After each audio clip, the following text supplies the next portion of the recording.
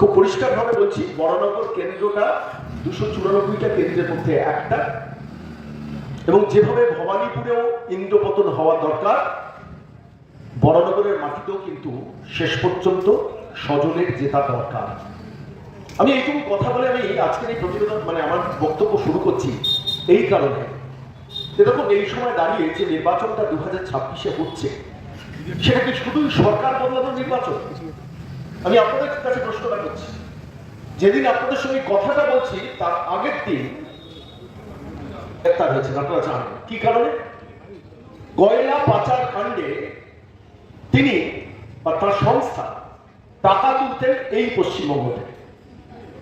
I-PAC সংস্থা আপনারা জানেন, আমার বলার কিছু নেই। প্রদীপ জৈন, তৃণমূল কংগ্রেসের যারা পরিচালক সংগঠন, সায়ন্তিকা বন্দ্যোপাধ্যায়কে যারা এখানে নির্বাচনে জেতানোর জন্য উপনির্বাচনে পরিচালনা করেছেন এবং এই নির্বাচনে পরিচালনা করছেন, সেই আইপ্যাক প্রতিষ্ঠান সারা ভারতবর্ষে 13টা রাজ্যে প্রায় 6টি রাজনৈতিক দলের পরামর্শদাতা হয়ে বিভিন্ন সময় কাজ করছে। কিন্তু খেয়াল করে দেখুন যে কয়লা পাচারের জন্য সেই আইপ্যাককে টাকা তুলতে হলে পশ্চিমবঙ্গ, ঝাড়খণ্ডে তারা কাজ করছে, তারা তেলেঙ্গানাতে কাজ করছে, তারা চেন্নাইয়ে কাজ করছে, তারা কর্ণাটকে কাজ করছে, তারা উত্তরপ্রদেশে কাজ করছে, তারা দিল্লিতে কেজরিওয়ালের হয়ে কাজ করেছে। তাদের হাওয়ালার মারফত কালো টাকা তোলার জন্য ব্যবহার করতে হচ্ছে পশ্চিমবঙ্গ। আমি বলছি বরানগরের মানুষের মধ্যে চিন্তা করার দরকার। তার কারণ দেখুন, ব্যক্তি সায়ন্তিকা বন্দ্যোপাধ্যায় নিয়ে আমার বলার কিছু নেই, কিন্তু আমার প্রশ্নটা হচ্ছে যে রাজনৈতিক গ্যাং বলি, আমি প্রতিষ্ঠান বলি না, রাজনৈতিক দল বলি না, যারা এই পশ্চিমবঙ্গের মাটিতে অধুরা শাসন করছে, তাদের উত্থানটা ভাবুন তো। আমার এক যুব ভাই একটু আগে বক্তব্য রাখছিলেন, আমি তার সূত্র ধরে বলছি 2006, 7, 8, 9, 10, 11, 12, 13 এই 6টা বছরের ট্র্যাক রেকর্ডটা দেখুন। চিটফান্ড আমরা কেউ এখন আলোচনা করি না, করি? ঘোষপাড়ার এই অঞ্চলের কেউ চিটফান্ডে সর্বশান্ত হয়েছে? নিশ্চিতভাবে হয়েছে। তারা কি কথা বলি না? তাদের অনেকেই তৃণমূল কংগ্রেসকে ভোট দিয়ে ভুলিয়ে দেওয়া হয়েছে, মানসিকতায় ভুলিয়ে দেওয়া হয়েছে যে চিটফান্ড থেকে বত্রিশ একটা রাজনৈতিক দল ক্ষমতায় এসেছিল 2011। তারপর রাজ্যের মুখ্যমন্ত্রী বলেছেন যা গেছে তা গেছে। গেল 2013 থেকে শুরু হলো শিক্ষা দুর্নীতি, চাকরি দুর্নীতি, চাকরি বেচা শুরু হলো, প্রাপ্ত বসুকে সরিয়ে প্রাপ্ত চক্রবর্তী। এই ফেজটাকে আপনারা দেখুন, চিটফান্ড গেল, চাকরি দুর্নীতি, চাকরি দুর্নীতি করতে করতে সমস্ত প্রকল্প দুর্নীতি। ধরুন এই ঘোষপাড়ার এই যে রাস্তাটা, এই রাস্তাটাতে যদি কেন্দ্রীয় ফান্ডিং এ কিছু টাকা আসে, তার একটা বড় টাকা যাবে কাউন্সিলরের কাছে। কেন? কাউন্সিলর পর্যন্ত বুঝলাম সর্বোচ্চ পর্যায়ে যাচ্ছে, কি কারণ? আমি বলছি এই রাজ্যে গত 15 বছরের শাসনটা আলটিমেটলি যেটা দিয়েছে পশ্চিমবঙ্গের মাটিতে, এন্টায়ার কারাপশন। আপনি এটা মাল্টিস্টোরি বিল্ডিং করুন, প্রমোটিং করুন, এখানে যারা মাল্টিস্টোরি বিল্ডিং এ থাকে, ধরুন একজন মানুষের কথা বলছি, আমি বলছি আপনাদের চিন্তার জায়গাটা আমি বলছি, আমার কথা বিশ্বাস করতে হবে। তিনি হয়তো 3200 টাকা, 3200 টাকায় স্কোয়ার ফুটের ফ্ল্যাটটা কিনেছেন। জীবনের গ্র্যাচুইটি, জীবনের প্রভিডেন্ট ফান্ড, ব্যাংক থেকে লোন নিয়ে, ইন্টারেস্ট দিয়ে, স্ত্রীর গয়না বিক্রি করে, স্ত্রীর গয়না বন্ধক থেকে, বাবা মার সঞ্চিত সম্পদ ব্যয় করে 3200 টাকা স্কোয়ার ফুটে ধরুন ফ্ল্যাটটা কিনছে। সেই ফ্ল্যাটটার দাম হতে পারতো 2800 টাকা যদি তৃণমূল নেতারা কাঠমান্ডিতে না খেতে। আমি যদি ভুল বলি আপনারা নিয়ে নেন, প্রমোটার তো নিজের বাড়ির পকেট থেকে টাকাটা দেবেন না, টাকাটা তুলবেন সেই মানুষটির কাছে যিনি একটা ফ্ল্যাট কিনে একটা ছোট সংসার পাততে চাইছে। প্রত্যেকটা পাড়ায় পাড়ায় এই কালচারটাকে ডেভেলপ করা হবে, সিন্ডিকেট ব্যবসা। তুমি প্রমোটিং করলে আমি কাউন্সিলর তোমার বিল্ডিং প্ল্যান সই করবো, এত টাকা আমাকে দিতে হবে। আমি যে অঞ্চলে থাকি সেই অঞ্চলে কাউন্সিলরদের আগে রেট ছিল, একটা নির্দিষ্ট রেট ছিল, এত পার্সেন্ট দিতে হবে, 2%, 5%। এখন রেট কত জানেন? 1500 স্কোয়ার ফুটের একটা ফ্ল্যাট, আর যা টোটাল ব্যবসা করবে তার একটা পার্সেন্টেজ। কোন বঙ্গে আমরা বসবাস করছি?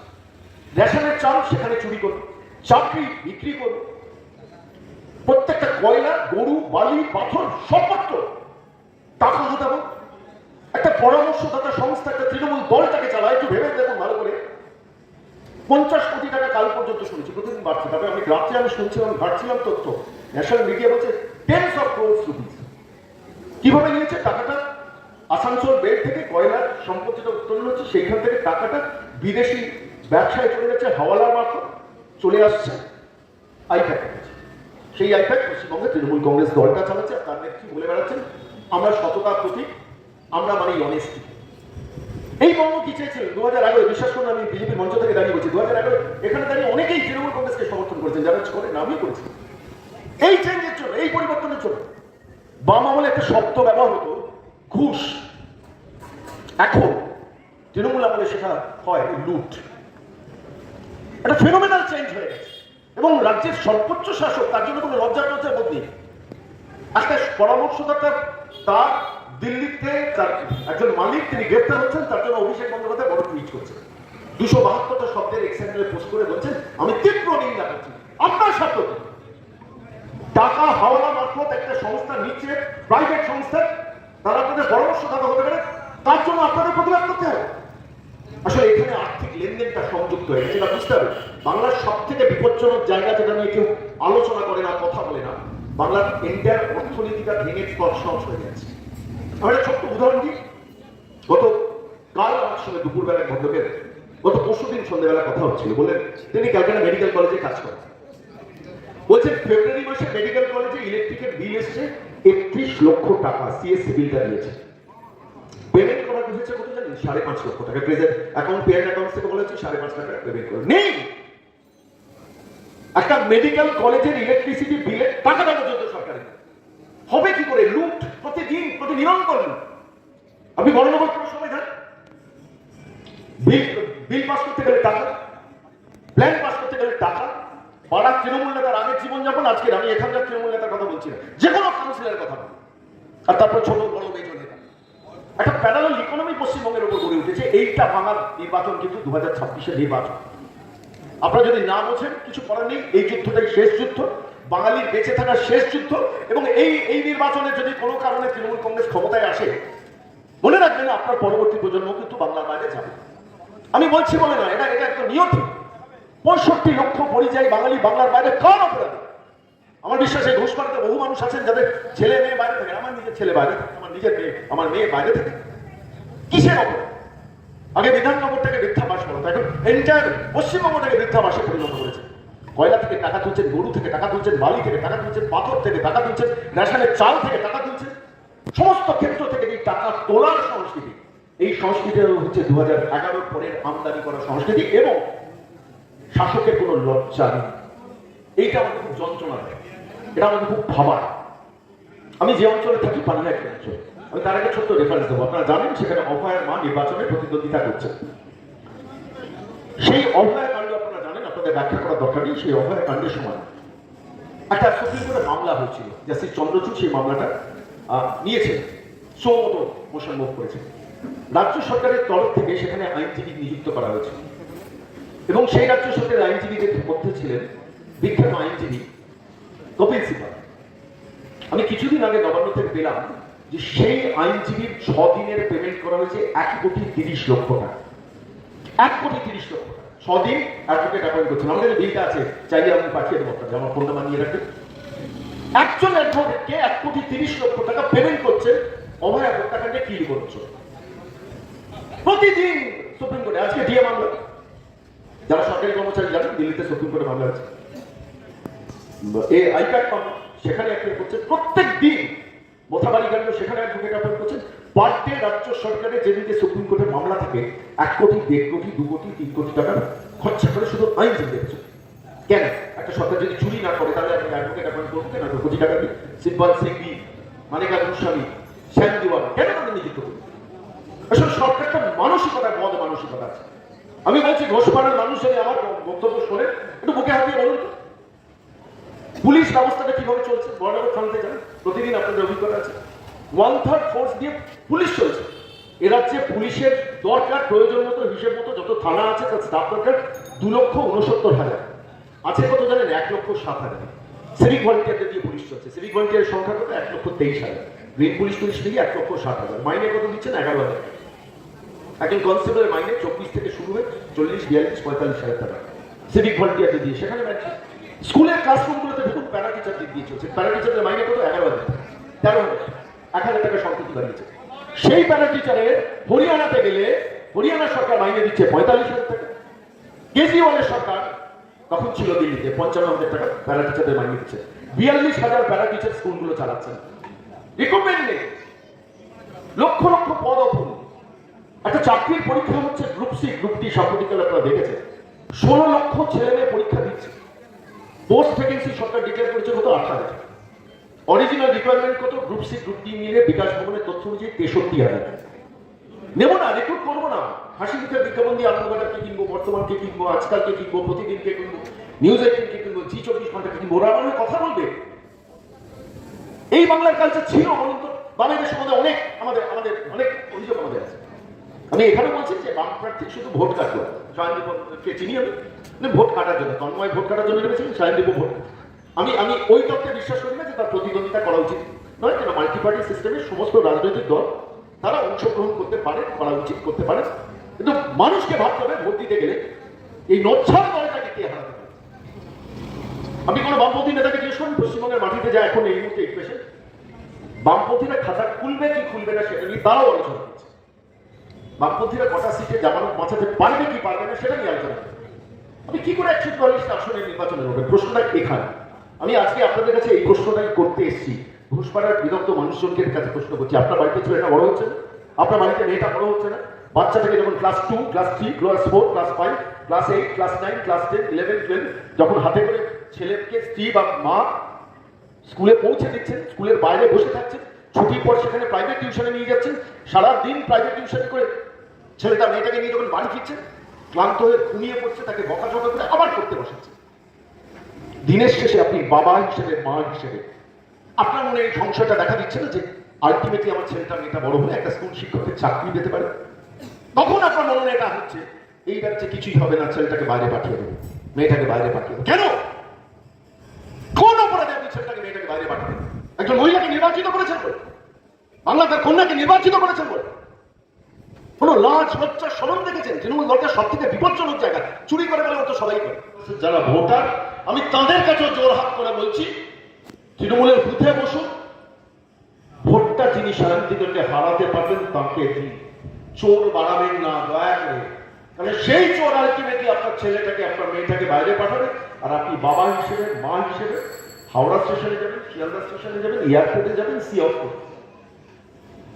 কতটা যন্ত্রণা, কতটা কষ্ট নিয়ে যে বৃদ্ধ বাবা মা বড় হয়েছে চিন্তা করবেন না? একটা সরকারি চাকরি পরীক্ষায় বসা জায়গা পর্যন্ত আমি দেবো না। সার্বিক ভাবে বাংলাটাকে কিভাবে শেষ করছেন? এই যে ইলেকট্রিকের বিল, বিদ্যুতের বিল, আমরা বলি না সব থেকে এই রাজ্য সারা ভারতবর্ষের মধ্যে সব থেকে বেশি বিদ্যুতের বিল কেন? কেন গোয়েঙ্কা প্যারালাল কোম্পানি আপনি তৈরি করছেন, করতে দিচ্ছেন না? তখন গোয়েঙ্কার সঙ্গে আন্ডারস্ট্যান্ডিংটা কি?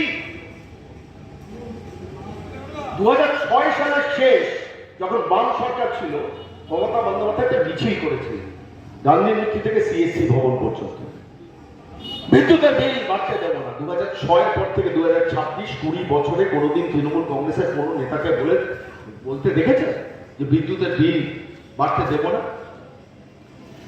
কি অপরাধ করেছেন? আমার এই প্রশ্নটা আমাকে বারবার ভাবে, একজন বাঙালি হিসেবে আমরা কি অপরাধ করেছি?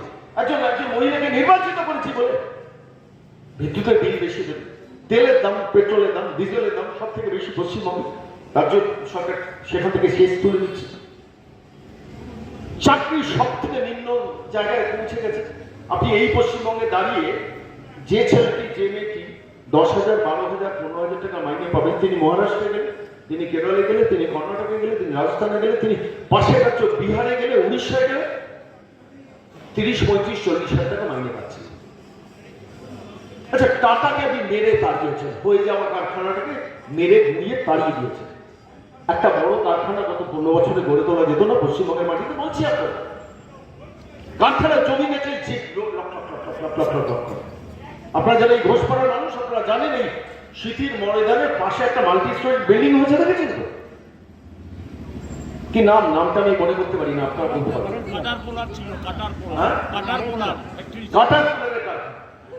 ভাইপোর ইনভেস্টমেন্ট আছে। যারা এই মূল প্রমোটার, সেই প্রমোটারদের সঙ্গে গরু কয়লার টাকা কিন্তু ঢুকেছে, আমি জানি বলে বলছি, আমি সেই বিষয়ে যাচ্ছি। কারখানা দেখলেই জীব রক্ষা করে কেন? জলা জমি দেখলেই জীব রক্ষা করে কেন? চুরি করবেন, ডাকাতি করবেন, লুট করবেন, একটা বড় ইন্ডাস্ট্রি আনা যেত না পশ্চিমবঙ্গের মাটিতে? যদি টাটা ওই সিঙ্গুরের মাটিতে হতো, ঠিক আছে, আপনার রাজনৈতিক স্বার্থে আপনি চাষি কৃষকদের বাঁচানোর জন্য আপনি টাটাকে তাড়ান। রতন টাটা বললেন যে আমার কপালে বন্দুক ঠেকাননি মিস ব্যানার্জি, ট্রিগার চালিয়ে দিয়েছে, মানে বন্দুকের গুলি চালিয়ে দিয়েছে। Thank you miss Banerjee. Narendra Modi welcome to Gujarat বলে 3 দিনের মধ্যে SMS সেই রতন টাটাকে নিয়ে চলে গেলেন গুজরাটে। আজকে গুজরাটের সানন্দ শহর, মানে সানন্দে সারা ভারতবর্ষের সমস্ত অটোমোবাইল হাব হয়েছে। আজকে সিঙ্গুরের মাটিতে যদি শিল্পটা হতো, আজকে একটা জামশেদপুর পেতে পারত নাই পশ্চিমবঙ্গ, যাকে কেন্দ্র করে একটা বৃহত্তর শিল্পনগরী গড়ে উঠতে পারত। বিধান রায়ের আমলে যদি দুর্গাপুর গড়ে উঠতে পারে, তাহলে মমতা বন্দ্যোপাধ্যায়ের আমলে সিঙ্গুর গড়ে উঠলো না কেন? কোন তৃণমূল নেতাকে দেখবেন এটা নিয়ে বলতে না, আমি কি ১,৫০০ টাকা ভাতা দিচ্ছি, তুই ভোটটা দিবি, আর যদি ভোটটা না দিস আমি কিন্তু ধরে ফেলবো। এই কালচার চলছে। আমি সম্প্রতি দুটো ঘটনা আপনাদের কাছে বলবো। রতন টাটা, যাকে মেরে দাঁড়িয়েছেন মমতা বন্দ্যোপাধ্যায়, কান খুলে ঘোষপাড়া এলাকার মাইক্রোফোনের আওয়াজ, যাদের কাছে যাচ্ছেন যদি আমি তথ্য ভুল বলি মিলিয়ে নিই, সেই রতন টাটা সাম্প্রতিকভাবে কিছুদিন আগে মারা গেছে। 2021 2 মে মমতা বন্দ্যোপাধ্যায় নির্বাচিত হলেন, আসামে ডবল ইঞ্জিনের সরকার নির্বাচিত হলেন হেমন্ত বিশ্ব শর্মা। 3 কোটি মানুষের বসবাস অসম, পশ্চিমবঙ্গে আজকে 10.5 কোটি।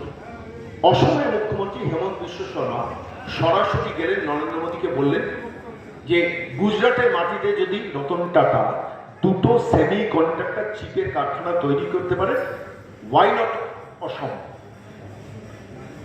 নরেন্দ্র মোদী প্রিন্স আপনাকে বলেছেন, Hemanta you go, I am looking into it. তার 3 মাসের মধ্যে টাটা গ্রুপ কনসেন্ট দিয়েছিল শুধু গুজরাটে দুটো সেমি কন্ডাক্টর চিপ নয়, অসমেও একটা সেমি কন্ডাক্টর চিপের কারখানা আমি তৈরি করব। এবং বৃদ্ধ বয়সে তার জীবনের শেষ শিলান্যাস করতে রতন টাটা, নরেন্দ্র মোদী, হেমন্ত বিশ্ব শর্মার সঙ্গে অসমে প্রকাশ্য জনসভা করে সেমিকন্ডাক্টর চিপের কারখানা ঘোষণা করলেন। সেই সেমিকন্ডাক্টর চিপের কারখানায় 22,000 টাকা ন্যূনতম মজুরিতে অসমের ছেলেমেয়েরা কাজ করছে, কাজ করা শুরু করেছেন। 28,000 রিক্রুটমেন্ট হচ্ছে অসমের মাটিতে। একজন দূরদর্শী মুখ্যমন্ত্রী ছিলেন, ভারতবর্ষের প্রধানমন্ত্রী সাহায্য নিয়ে এটা করলেন, আর পশ্চিমবঙ্গ ফ্যাল ফ্যাল করে তাকিয়ে দেখলো। আমার অসমে কিছু পরিচিত মানুষজন আছেন, বাঙালিরা যাচ্ছে অসমের সেমিকন্ডাক্টর চিপের কারখানায় কাজ করতে। আপনারা জানেন চিপ ইন্ডাস্ট্রি এখন পৃথিবীর সব থেকে বড় নিয়ন্ত্রক সংস্থা। চীন যেখান থেকে ঘুরে দাঁড়িয়েছে, সেই সেমিকন্ডাক্টর চিপের কারখানা দুটো পরপর গুজরাটে হচ্ছে, একটা অসমে হলো, বললেন রতন টাটা। এবং শুধু তাই নয়, সেই রতন টাটাকে দিয়ে হেমন্ত Biswa Sarma 14টা cancer research hospital অসমের ছোট ছোট শহরে করলেন। হেমন্ত বিশ্ব শর্মাকে সাংবাদিকরা জিজ্ঞেস করেছেন, আচ্ছা 14টা করলেন কেন? বললেন গ্রামের মানুষ ক্যান্সার চিকিৎসার জন্য শহরে এলেও থাকতে হবে, যাওয়া আসা খরচা করতে হবে, গ্রামের কাছে যাতে একটা এতে আমি অন্তত করতে পারি, তার চিকিৎসা করাতে পারি। 50% রতন টাটা, 50% অসম সরকার। আজকে 14টা ক্যান্সার রিসার্চ হসপিটাল অসমের মাটিতে হচ্ছে, পশ্চিমবঙ্গ পারল না। এখন রতন টাটার গ্রুপকে ধরে ওই পিজি হসপিটালে একটা নামমাত্র সূচনা করেছে।